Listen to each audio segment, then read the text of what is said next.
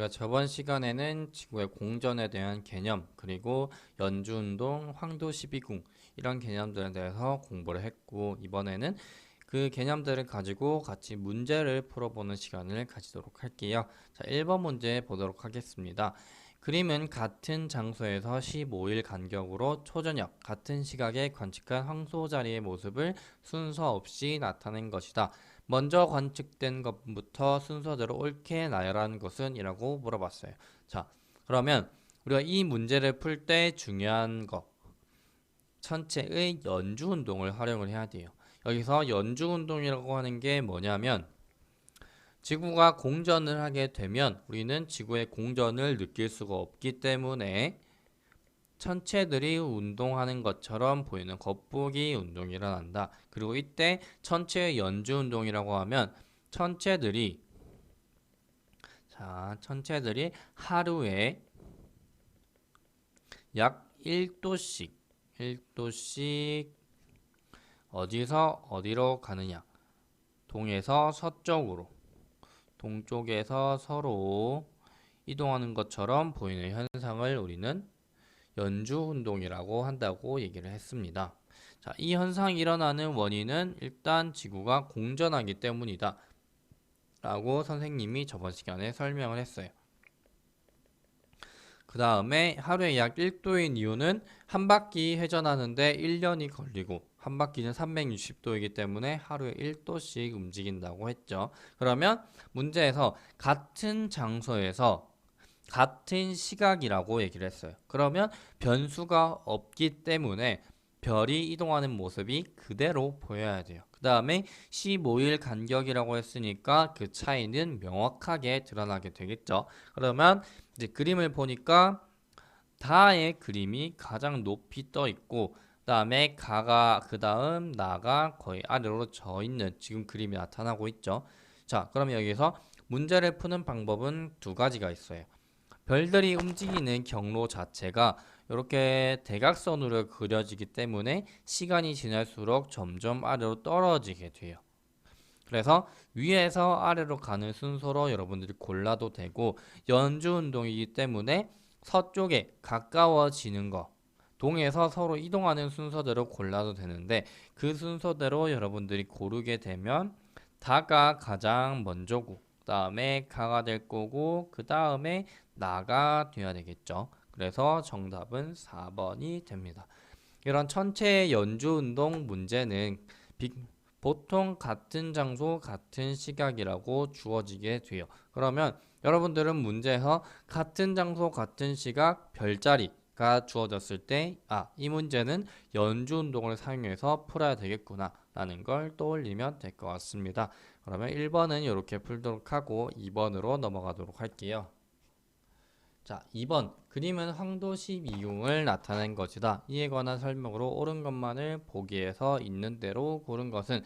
자, 황도 12궁 문제가 나왔어요. 일단 황도 12궁이라고 하면 태양이 1년 동안 지나가는 그 황도 안에서 태양이 위치한 각 달마다 별자리를 우리가 골라냈고, 그 태양이 지나가는 황도 위에 있는 대표적인 12개의 별자리를 황도 12궁이라고 부른다 라고 설명을 했습니다. 자, 그래서 그림에 지금 12개의 별자리가 나와 있고, 그 다음에 각 달이 나와 있죠. 그러면 보기 한번 보도록 할게요. 매달 관측되는 별자리가 바뀌는 것은 지구의 공전 때문이다. 자, 이거는 당연히 맞는 설명이 되겠죠. 왜냐하면 태양의 연주운동 자체가 공전 때문에 일어나는 현상이고, 그리고 계절별 별자리나 아니면 이런 황소에 대한 개념이 등장하는 것도 지구가 공전하기 때문에 일어나는 현상이에요. 그래서 기획은 맞는 설명이 되고, 그 다음에 니은 지구가 A에 위치할 때 전갈 자리보다 쌍둥이 자리나 황소 자리를 잘 볼 수 있다. 자, 그림에서 지구의 위치는 여기 있습니다.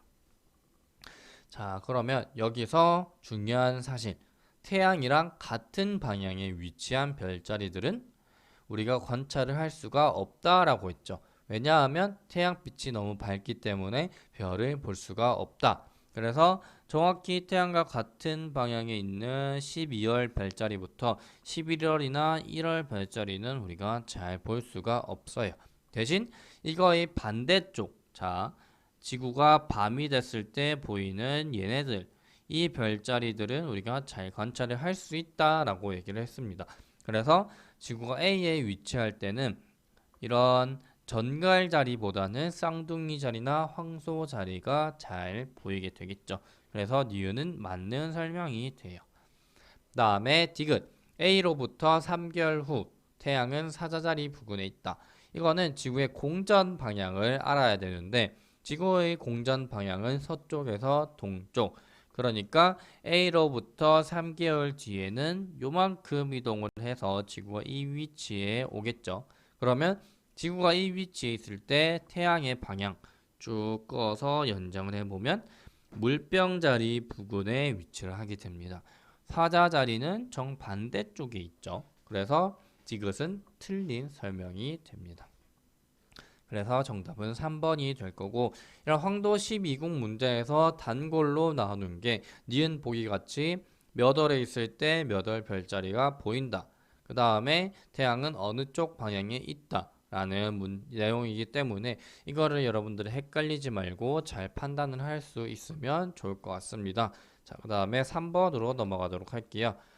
지구의 공전으로 인해 나타나는 현상으로 옳지 않은 것은, 이런 문제는 지구의 공전에 대한 전반적인 내용을 물어보는 문제죠. 자, 1번 보기부터 같이 보도록 할게요.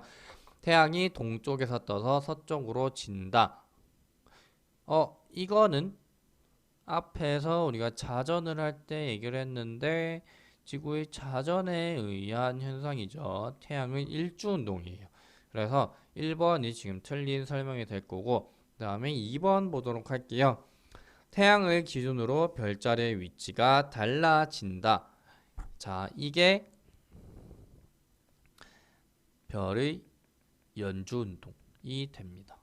하루에 1도씩 별들이 동쪽에서 서쪽으로 이동하는 현상은 지구의 공전 때문에 나타나는 현상이죠. 그 다음에 별자리를 기준으로 태양의 위치가 달라진다.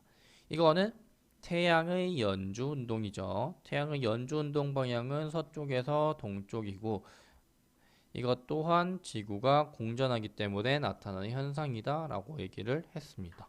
그 다음에 4번, 계절에 따라 관측할 수 있는 별자리가 달라진다.